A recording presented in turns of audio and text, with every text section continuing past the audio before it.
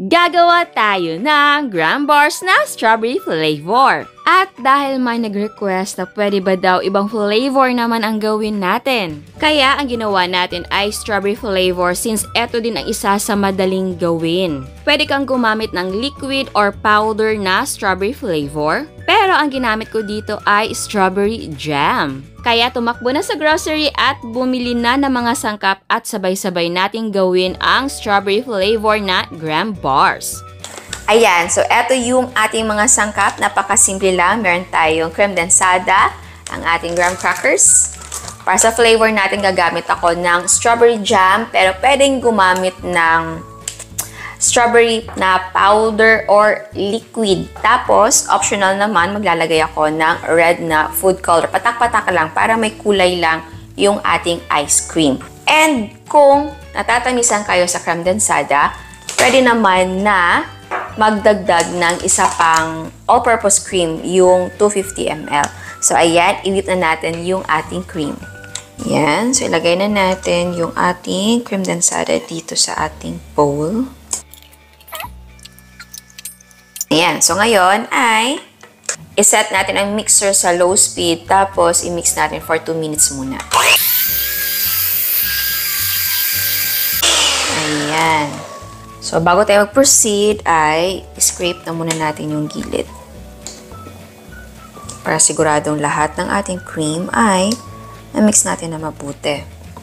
Next ay iset natin yung mixer sa medium speed, tapos i-mix natin for 3 minutes. Ayan. Okay. Ngayon naman ay maglalagay tayo ng strawberry flavor.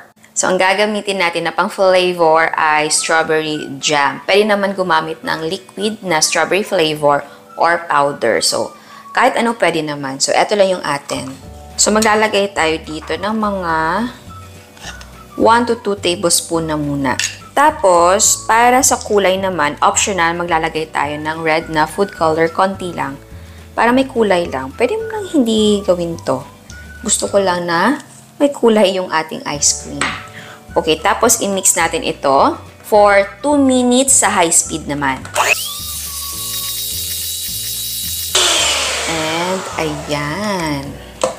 So, ngayon ay mag-assemble na tayo.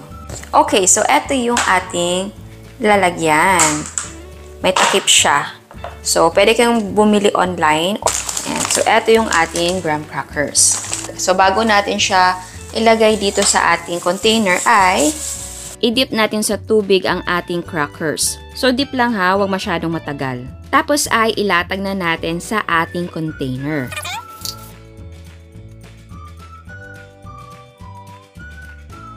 Ngayon naman ay ilagay na natin yung ating strawberry mixture. Tapos ay pantayin natin to. Okay, yung mixture natin ay lasang strawberry na, pero gusto ko pa ang maglagay ng strawberry jam. Magdadagdag tayo, pero hindi natin siya imimix. Yung para bang lalagay lang natin siya ng ganito.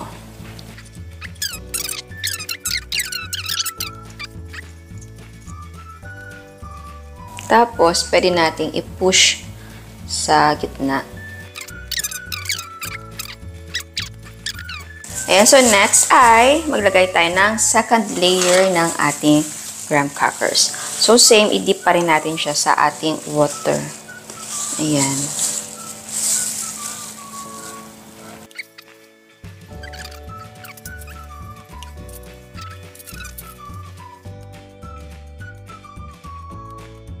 Okay, tapos ay takpan natin to. Oops. Oh. Ayan. At ilagay natin sa freezer overnight or until maging frozen yung ating ice cream. Yung iba mahigit sa 1 day kasi syempre baka maraming laman yung freezer ninyo, so hindi siya ganun katigas. Ayan.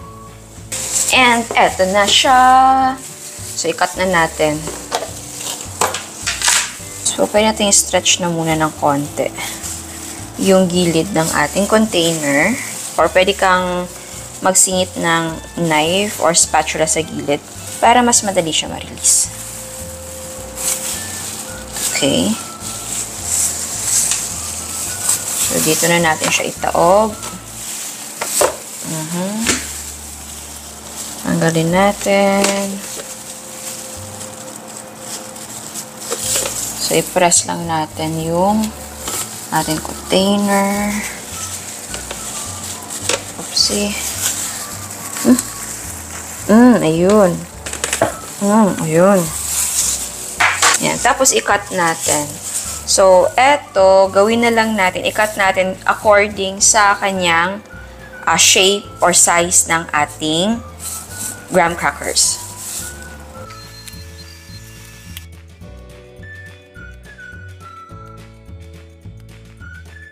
Okay, so ngayon ay babalutin na natin siya. And if ever na-feel nyo na malambot na yung mga graham bars ninyo, ay ibalik na muna sa freezer. Siguro mga 30 minutes to 1 hour para tumigas siya again. At para din hindi kayo mahirapan sa pagbalot. Pero kung expert na kayo at kahit medyo malambot-lambot na ang inyong ice cream ay kaya nyong balutin, okay, go. Ako hindi ako expert. Yeah, mas prefer ko na solid talaga yung ice cream. Ayan, balutin na natin. So again, sa pagbalot ay maraming paraan. So eto yung gagawin natin na pagbalot. Okay. Ayan.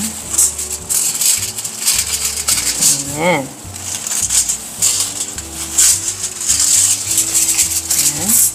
Pa-fold ko na muna to dito bago natin i-close para clean yung look niya. Ayan.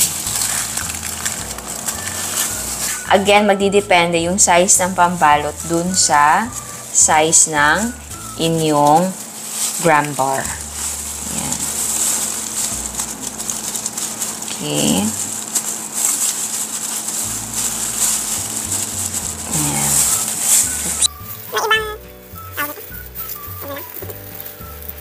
Okay.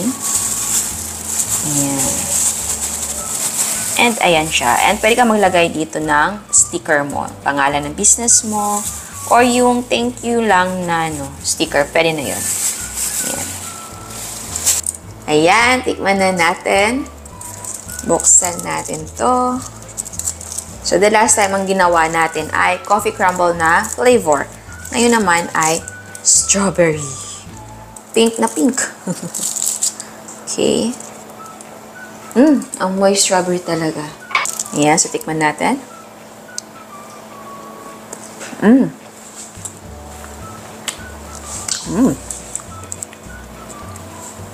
Lasang-lasa yung strawberry natin.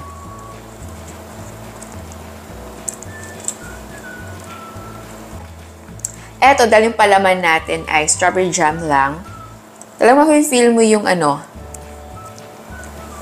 creaminess ng ice cream.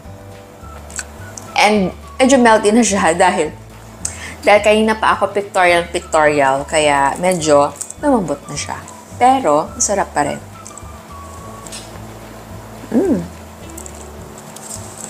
Sarap. Mga ganitong dessert, perfect lang sa tag-init. Kahit sa hapon umuulan. Pero, maalinsangan pa rin yung yung panahon. So, yeah. Kaya no wonder pumatok to ngayon. And, ang maganda dito dahil bar size siya. So, iba't ibang flavor.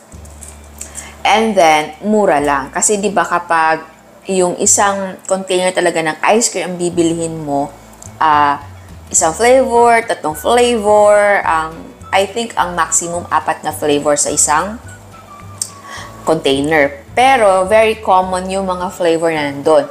Kapag ganito naman ang bibiliin mo, syempre, alam mo na, very creative tayo. Iba't ibang flavor ang ginagawa. Yun, pwede kang gumawa ng blueberry, pwede kang gumawa ng matcha flavor kung trip mo, Nutella, dulce de leche, or avocado. Yung mga hindi siya common na mga flavor sa ice cream.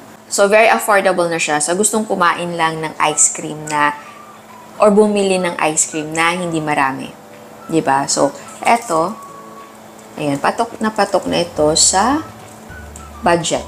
And ang cute pa ng shape niya, mataba. Again, pwedeng mas manipis nito at pwedeng kalahati lang ang ibebenta mo na ganito. 'Di ba? Ito kasi talagang size ng graham crackers natin. Ayan.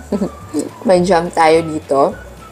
Again, pwede naman na maglagay ka ng iba pang palaman dito. Pwedeng lagyan mo ng marshmallows. Ano bang magandang pair ng strawberry? Or chocolate chips. Or pwede mo lagyan ng cheese. Okay naman siya. In fairness, oo.